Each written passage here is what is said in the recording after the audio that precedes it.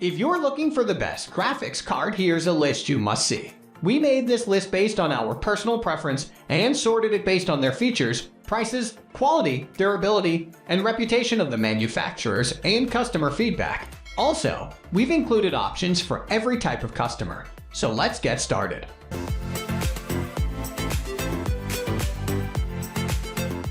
At the first position of our list, we have Lenovo MSI Nvidia GeForce RTX 3080. Okay, right now, the RTX 3080 is rare as pigeon eyelashes, but there is no doubt Nvidia's new RTX 3080 is the best graphics card today. It represents a huge generational performance boost over the previous RTX 20 series. That's impressive when put up against either the RTX 2080 or 2080 Super. But when you consider that this nominally $699 card cannot just match but massively outperform the $1,200 RTX 2080 Ti, it really hits home. The thing which really stands out from our testing is the difference it makes to ray tracing performance. The first generation of ray tracing capable cards required such a huge frame rate sacrifice that most people shied away from turning it on. But that's no longer the case with this generation, when you can now get ray trace performance that exceeds the frame rates you'd get out of the top card of the RTX 20 series when running without it. You know that this is a whole different beast. And hey, the RTX 3080 can actually run crises. Moving on to the next at number 2 with AMD Radeon RX 6800 XT. As a red team alternative to Nvidia's high-end graphics cards, there have been few finer than the RX 6800 XT, a highly competitive card that comes so close to its rival, with a nominal performance differential to the RTX 3080, is truly an enthusiast card worth consideration for any PC gamer with 4K in their sights. It's a tough call between it and the RTX 3080, but the latter pips AMD to the post with the final touches a la RTX. The RX 6800 XT is $50 cheaper, delivers high 4K performance, and a hefty VRAM increase over the RTX 3080. However, it's easy to argue that an extra $50 dropped on the RTX 3080 is money well spent. A small price to pay for greater 4K performance, much improved ray tracing, and DLSS. All are available today and with 2 years worth of developer support in the bank. Yet we're still big fans of what AMD has managed to accomplish with the RX 6800 XT. A return to form for the Radeon technology group that injects some much-needed competition into the GPU market and offers a worthy red team alternative for any high-end gaming PC build. The number 3 position is held by Nvidia GeForce RTX 3090.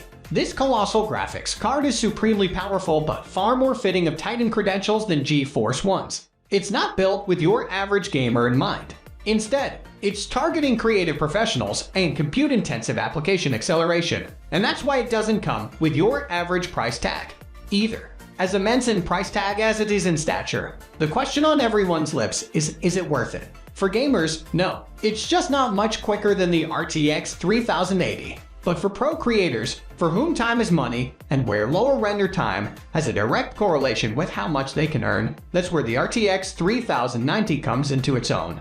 It's for that reason that we've placed this card near the bottom of our list. But since we know PC gamers will undoubtedly spend ungodly quantities of cash to save face and ensure bragging rights, it's still worth a mention. After all, it is the most powerful gaming graphics card on the planet right now, whether it's a great deal or not. Next at number 4, we have GeForce RTX 3060 Ti. Nvidia's Ampere March continues with what might just be the best of the bunch. The GeForce RTX 3060 Ti has all the same features as the other 30 series GPU, with a starting price of just $399. In theory, of course, as it naturally sold out just as quickly as all the other new graphics cards. The 3060 Ti ends up beating the previous gen 2080 Super in performance, winning every test we ran.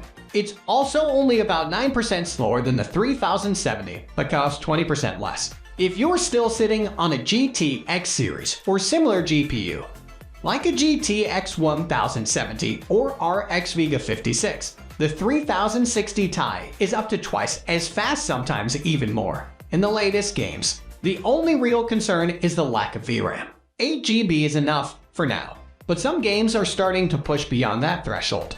Of course, you can drop the texture quality a notch, and you might not even notice the difference, but deep down inside you'll feel regret. Not really high settings often look indistinguishable from ultra settings, until AMD releases its next round of Radeon Atwell cards, which we expect in the first quarter of 2021. There's nothing else that can challenge the 3060 Ti at anything close to the $399 price point. It's 35–45% faster than the 2060 Super, and 25–30% faster than the RX 5700 XT, all for the same nominal asking price. The number 5 position is held by GeForce RTX 3070. The GeForce RTX 3070 continues the Ampere onslaught and the march of next-gen architectures. It's a sizable step down from the 3080 and has less than half the VRAM of AMD RX 6800 series cards. However, the 3070 also costs less than AMD new cards and still has generally superior ray tracing performance plus DLSS. It's too bad all of the 3070 cards will likely continue to sell out for quite some time. The new RTX 3070 Ti delivers slightly better performance for $100 more, but also bumps the power use up by 30%, so we recommend sticking with the non-Ti card for now. The 3060 Ti's $400 price point makes the 3070 less endearing. It's about 10–12% faster, but costs 25% more. Of course, if you factor in the rest of your gaming PC, that extra $100 probably isn't too big of a problem. For new gaming PC builds, you shouldn't buy anything right now that costs $300 or more unless it's sporting an Ampere or big Navi GPU, especially at current shortage-induced prices. We do have some reservations, however. While 1440 and 4K gaming are totally possible, 4K at maximum quality often drops below 60 FPS. DLSS can fix that if a game supports it, but ray tracing even with DLSS often means 40–50 FPS at 4K. We're also concerned with the 8GB of GDDR6. Not only is that less memory on a narrower bus than the 3080, but it's clocked quite a bit lower. The number 6 position is dominated by Radeon RX 6700 XT. Start with the Navi 21 GPU, and then cut down the various functional units to create a smaller die that can sell at lower prices, and you have AMD Navi 22 and the RX 6700 XT. It has the same number of GPU cores as the previous generation RX 5700 XT, but significantly higher clock speeds and more cache give it about a 25% boost to performance at higher settings and resolutions, at least. AMD RX 6700 XT hits the highest clock speeds we've ever seen on a GPU, boosting at 2.5 GHz and more during gaming sessions, and that's at stock on the reference card. With some tuning and overclocking, we were able to hit speeds of 2.7–2.8 GHz still without cooking the GPU. That's very impressive, though we're a bit sad that it only has 2,560 GPU cores. In our performance testing, the RX 6700 XT trades blows with the RTX 3070 and RTX 3060 Ti. It's a bit faster than the latter and a bit slower than the former, so the launch price of $479 seems okay. Except if we include pretty much any games with DLSS or ray tracing. The 6700 XT starts looking more like a 3060 Ti competitor. Moving on to the next at number 7 with Radeon RX 6800. Take everything great about the new Navi 21 GPU that powers the 6800 XT above, then trim it by about 10% and you get the vanilla RX 6800. You still get the full 16GB GDDR6 and 128 MB Infinity cache, but only 96 ROP and slightly lower clock speeds. It's a reasonable compromise, but we think the 6800 XT is the better option all things considered, unless pricing eventually drops a bit more on the vanilla cards. The RX 6800 also puts in a good showing against Nvidia's RTX 3070. In our current 9-game test suite, it's 9% faster overall. Of course, it also costs 16% more, but we think having twice as much VRAM is a fair trade. The real concerns are the same as with the 6800 XT. Ray tracing performance looks a bit weak, basically matching Nvidia's previous generation RTX 2080 Super. AMD FSR as a DLSS alternative could help long term, but right now it's only supported in a handful of games and can't quite match DLSS image quality. Take the RTX 3070 in DXR performance. The number 8 position is held by GeForce RTX 3060 12GB. The lowest price and performance addition to Nvidia's desktop Ampere lineup is where the cuts to processing power might have gone too far. This is the first GA106 card with a 192-bit memory interface and 12GB VRAM.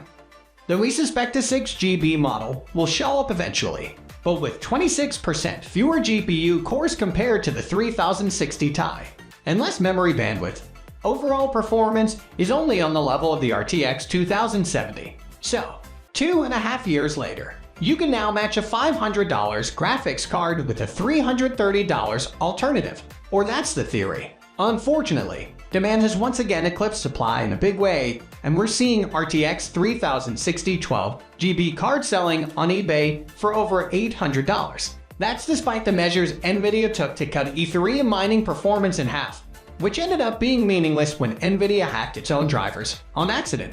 Word is miners had already found other workaround, and the pricing certainly suggests that's the case. VRAM capacity at least isn't a problem, and there are a few instances where the 3060 12GB starts to close the gap with the 3060 Ti. It never quite gets there, however, and the 3060 Ti remains the better choice if you can find one at a reasonable price. Next at number 9, we have Radeon RX 6900 XT. This is the other end of the Navi 21 spectrum, where the 6800 cuts performance and price a bit, the RX 6900 XT boosts performance a bit and increases that theoretical price by over 50%. It's a big jump for small gains, and you don't even get something like more VRAM, the one saving grace of the RTX 3090.